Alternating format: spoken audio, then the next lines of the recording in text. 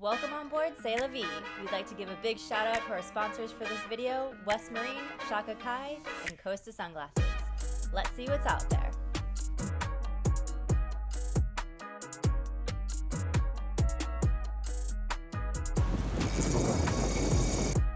If you missed last week's episode, it was Mahi Mayhem, where we did a lot of fishing and caught the biggest mahi of Steph's life. We also did a lot of diving and found some exceptionally clear water for Panama, along with a lot of snappers. This episode, we're linked up with Pescasub Panama, and we're going remote. Now get comfortable, take a deep breath, because we're about to go diving.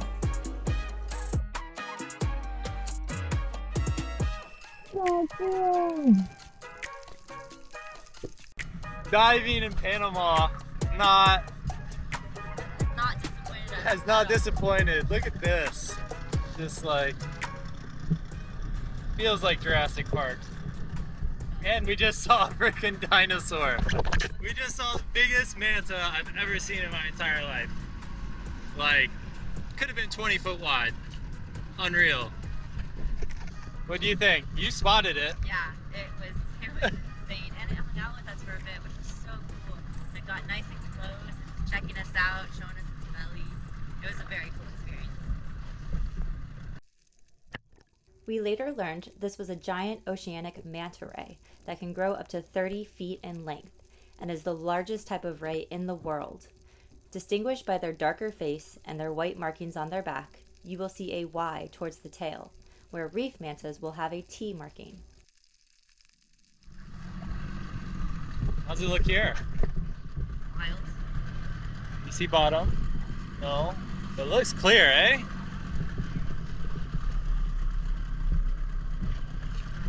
Maybe just go around this turbulent point and then we'll just drift, see what we see. We'll see what we see. On the reef, sometimes I'll use a throw flasher, which is a small piece of PVC with reflective tape. I'll drop it, and as you can see, the fish like it. So I'll go down, retrieve my throw flasher, and I like to lay on the bottom and see what swims up. As you can see, there's a wide variety of species to pick from. Let's see what I select. Here, I'm laying on the bottom, trying to be patient, see what swims in. I'm using my free hand to scratch on the bottom or throw some sand, and the snappers are going to come and investigate. There are so many species of snappers that can be found in Panama, and this is actually a Mexican barred snapper. I don't know it at the time. I've seen them before, but I want to take one home for dinner.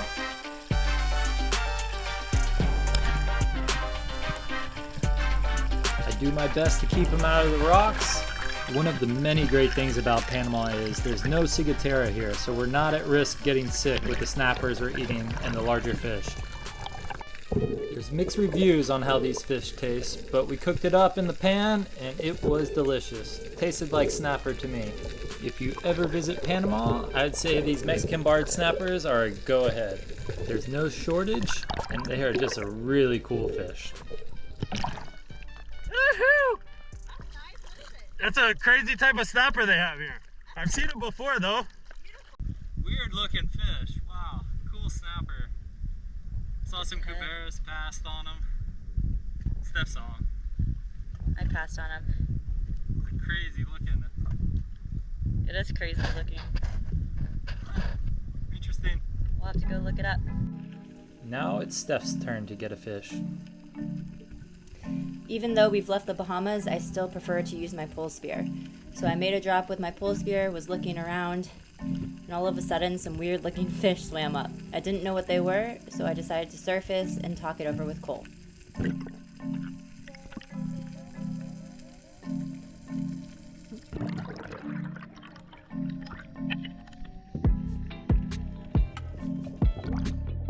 What are those things?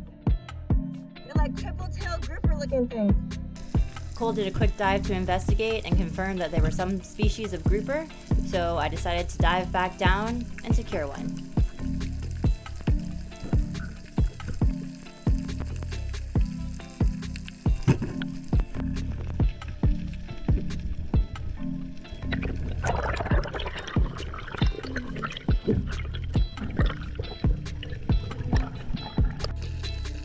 After a little research, we found out they are called leather bass, and we confirmed it with our friend. Oh, that looks so tasty. I hope it's tasty. And yes, we can confirm it was really tasty. It tasted like grouper.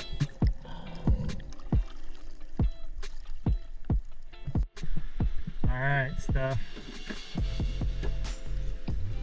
What just happened? You shot a grouper. I think I shot a grouper. I'm not sure, but I have like a rule that if you don't know what it is, you shouldn't shoot it. So I just completely broke my own rule. Yeah, you listen to me. Yeah, I did. Alright, I think I would have probably... I wanted one. Yeah, but I do like grouper, so I hope he's delicious. Might be some fried fish. Woo, yummy. We haven't had fried fish in a long time. No, we haven't. That'd be a nice treat. Oh, well, we're so stoked to be here. We each got a fish. Time to go in, check on the dogs. I'm just blown away. Me too. Nice. I don't want to leave here, and I know it's going to get better.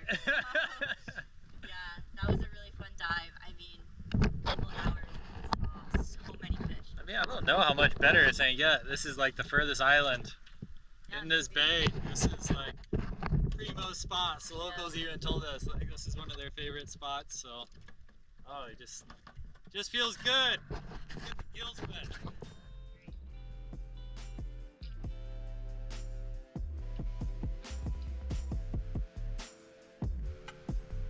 Look, there's the snappers right there, chasing Finn. Look at all the snappers.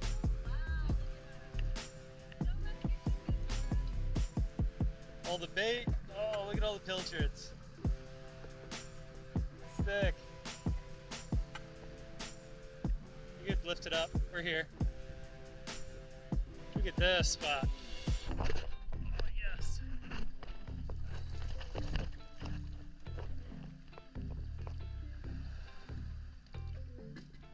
This is paradise right here.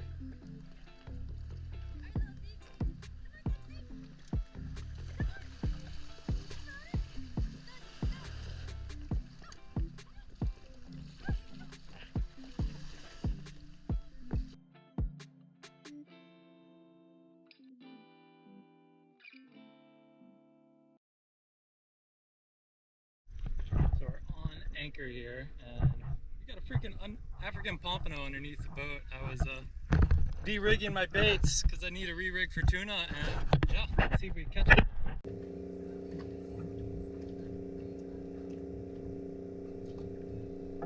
Got him!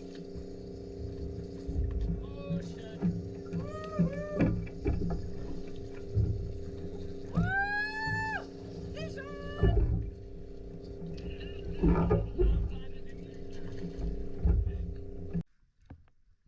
So cool! What'd you catch it on? Nice.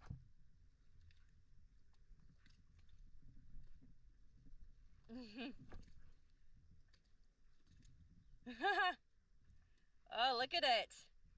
Maybe I did see an AP yesterday after all.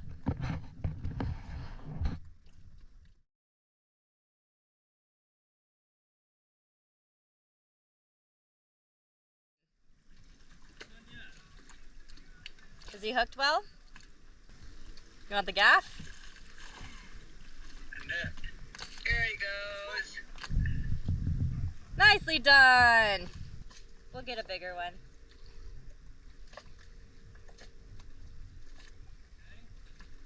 Good job, little buddy. After a couple weeks exploring, just the two of us, we had some friends, Adam and Linz, join us. First fish! Freaking love it! My guts all hot for this right now. Woo! Nicely done! So stoked for you. That's gonna be a sushi fish. Nice. Crazy enough, everywhere we trolled in Panama, even when it was shallow, we would run into giant mahi, and they are always welcome on board when we don't have a lot of fish. A big bull hit the small rod. Since it's Lindsay's birthday, it was her turn, and it was a big fight because we had both sails up and we were going quite fast. Steph was on the wheel and we tried to reel him in. Keep him coming.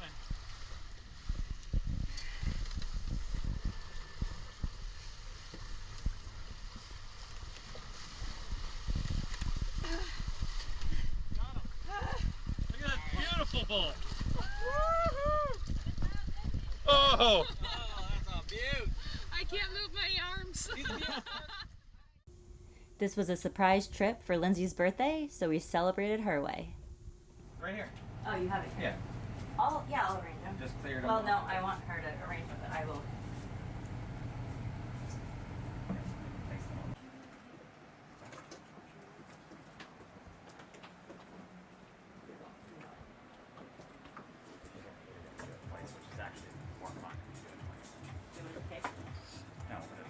Dinner for one, Finn. Finn. No. That's not your seat, homie. Wowee.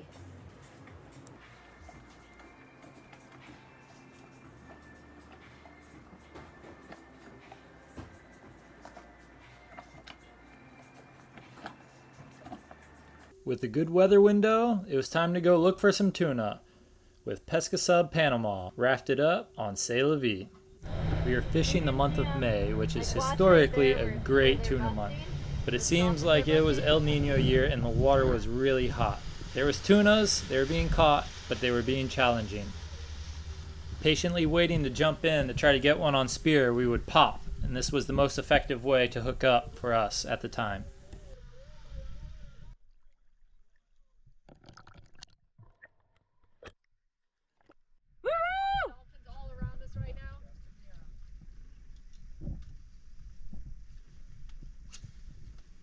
On Joey's lure!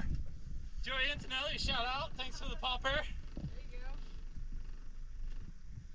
go. Sick.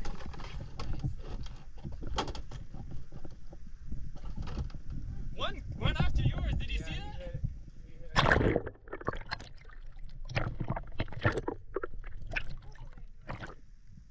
The diving slow, I have no problem fishing all day. Steph's not a big fisher person, so she'll be in the water, and it helps because she gets some pretty cool footage. That will do. Beautiful. Good job, babe. We caught a few more tuna, but the diving just seemed to be slow. There was no spinner dolphins, which are the most common dolphin the tuna are with. Good With job, poke guys. bowls and sashimi secured, it was time to go to the reef and goof around, fishing and diving. We were graced with some incredible visibility and awesome wildlife like this sailfish.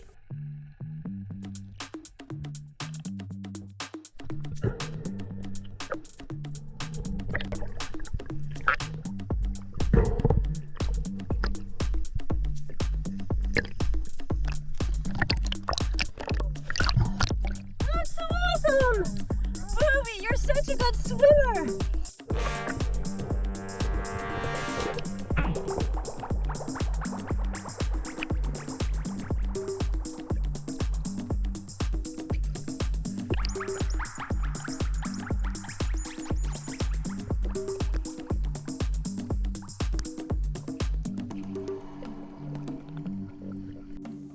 You might have recognized Kelly Young from some of our previous videos, but she was back on board and we got some awesome reef fish.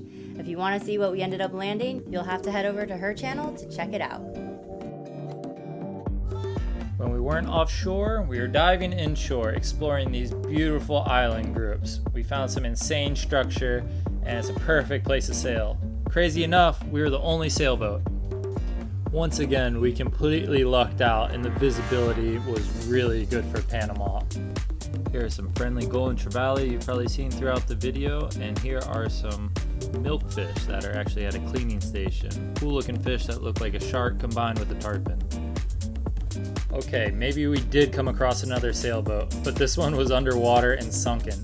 It was about a 50-foot ketch sailboat, unmarked, unknown to the locals, and we just had a blast diving and exploring it in about 75 feet of water.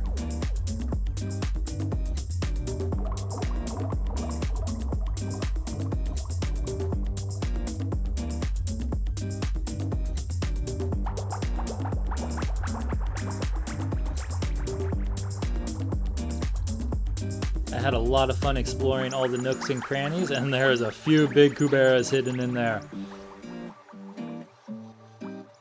We have no clue what sunk this sailboat. We don't know if it sank by accident or if someone scuttled it. But it did hold an insane amount of wildlife, like groupers, snappers, golden trevally. While breathing up, there was even a bunch of rooster fish that would swim mid-water in a school. Unfortunately, we didn't get it on camera because they kind of surprised us. This wreck was next to one of our favorite anchorages, so we were able to dive it with our dinghy. And we actually only took one fish off this wreck the entire time, diving it probably 10 times. It was just a lot of fun, and the viz was good and it was fishy. Here's one more tour of the inside.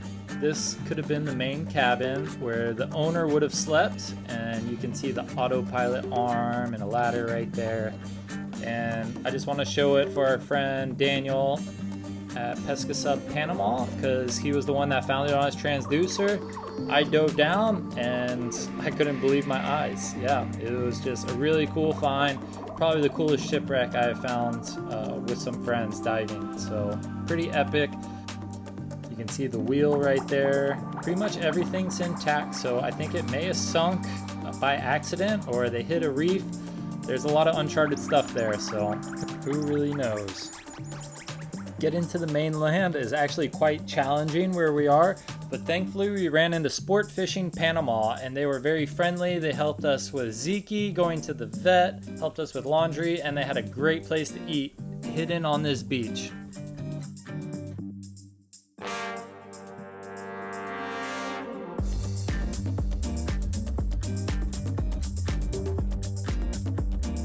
This is an all-inclusive lodge, so you get a fish, drink, eat, all for one price. We had some friends staying there, so it was a lot of fun to visit.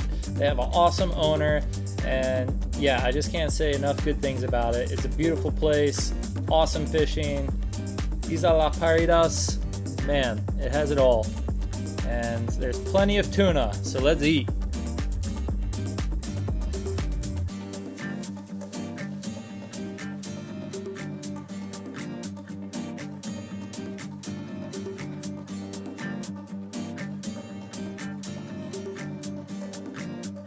If you're a cruiser like us and you can't afford a lodge, there's a beach bar where you can go and have lunch or dinner and buy some beer and hang out. It's one of the most stunning places that you'll find in Panama. The beaches are pristine, anchorages are protected, and I can see how people get lost here. You might never leave. Just when you think we're about to wrap up this episode, we have one more fishtail for you. So, we have plans to cross the Pacific Ocean, and the season to cross is starting to come to an end. So, we're thinking about fish that we can freeze in our freezer for this long crossing that can take up to a month. And here I'm hunting these small Kubera Snappers in a container that were purposely put for fish that our friend gave us. And yeah, I'm just waiting, playing cat and mouse with these small Kuberas, but something unexpected happens. These fish can be very strong, and they can wrap you in the structure and bend your spear. So I'm just trying to be patient and hopefully get a good shot.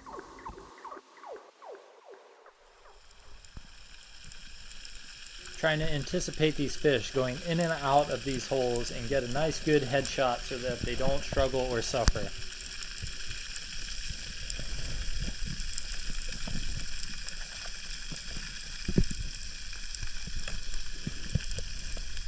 So I'm just curious if there's more Kuberas hiding under here. Having a look, and I saw an eel, so yuck.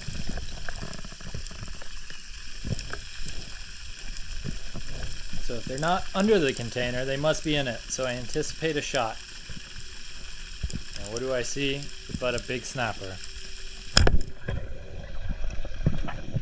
I was not expecting a snapper of this caliber, but I had a perfect headshot, and I instinctually took it.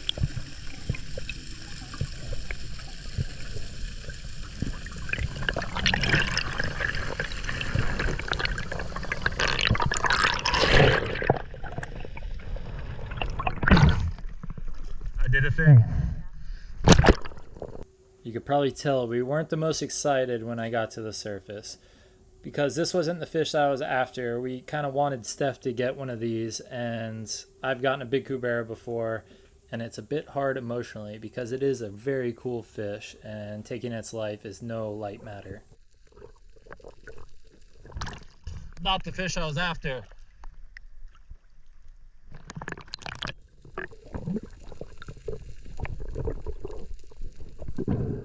As you can see, Steph wasn't very happy with me, but we brought the cooler to fill up the freezer for our crossing, and this fish did exactly that. No, we ate every bit of this fish, and it lasted deep into our Pacific crossing. Our time in Panama is coming to a close, so up the river we go. So far, we've only had one mini meltdown. Not bad. We were putting words in each other's mouths. For those of you who ask if Cole and I ever argue or fight, yes. We live on a boat together. What do you expect? People ask me that all the time. Yeah. It's not always easy, but it's always worth it.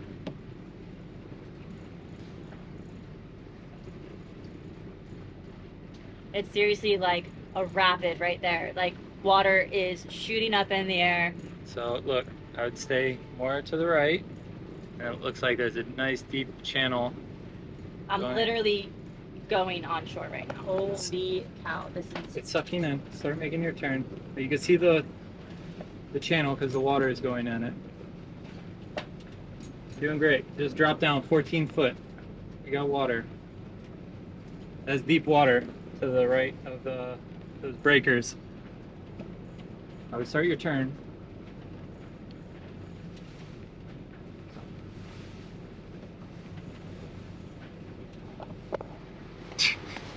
We've never done anything like this. Wish us luck. Yeah, I'll bring it back to you, Steph, but here's our navigational chart going over land. It's incoming tide, so it's pushing me in. Yeah, tides are very important. How close you are to the beach! Don't look, Finn. You'll get excited. We're in 20 foot. Go figure. Definitely not going to do this at night.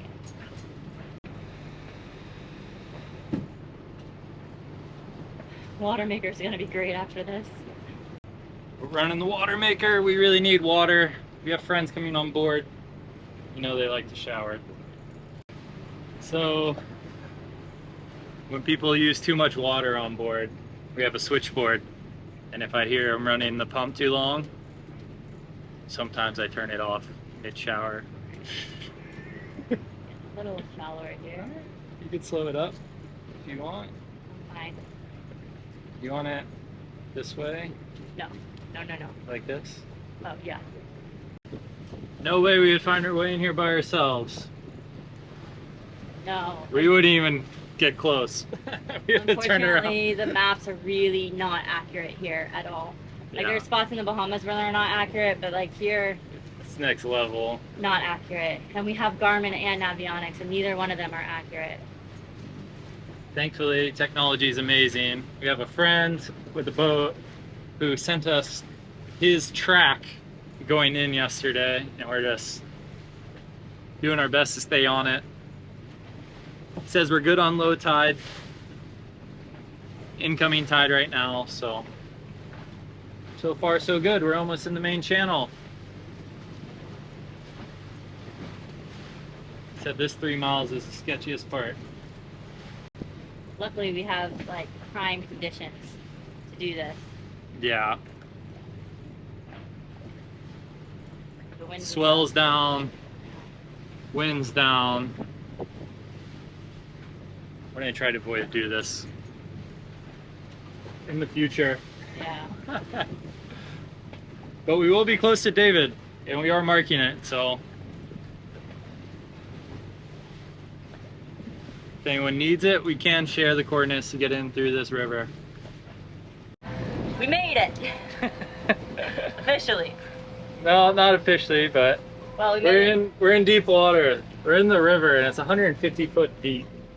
And there's a bunch of fish at 50 to 75. Go figure. I want to see a crocodile. Manifest it. I think they would be on this beach. Pups are hot. Ice maker's out. Might see if I can get one today. Oh, And David. We officially made it now. Finn.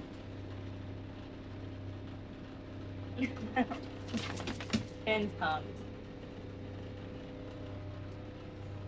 So this is where we're going to be anchoring for the night. We're probably the first catamaran sailboat to come in here. Off the charts. Steph and I just want to thank you all for watching, and next episode we're going to embark on our biggest endeavor ever. We're going to try to cross the Pacific Ocean on Sail La Vie with an epic crew, and it was pretty eventful, so we hope to see you there. Thanks for watching. Please like and subscribe. If you've come this far, I'm sure you'll check it out. Thank you all.